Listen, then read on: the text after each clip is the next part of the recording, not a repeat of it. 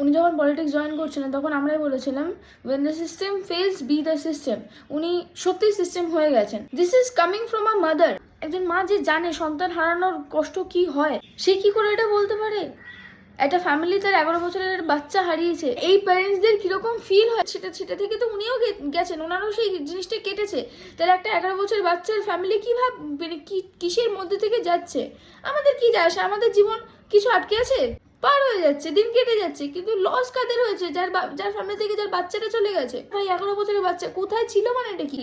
আজকে আমি অফিসে আছি, মানে একটা সিকিউর স্পেসে রয়েছি, ওখানে আমার সাথে কোনো সমস্যা হলে তবে সেটা প্রবলেম। যদি আমি সেই সিকিউর প্লেসের বাইরে, আমি রাস্তাঘাটে যেখানে থাকি সেখানে যদি আমার সাথে কিছু ঘটে, তার মানে সেটা কোনো মানে দাঁড়ায় না, সেটা ঘটতেই পারে।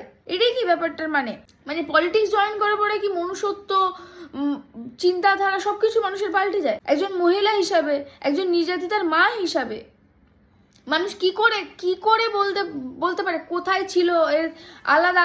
কোথায় ছিল? প্রশ্নটার মানে কি? Victim blaming. 11 বছরের বাচ্চা কি পড়েছিল, কোথায় গেছিল, কাদের সাথে গেছিল, এরকম ব্যাপার কিছু।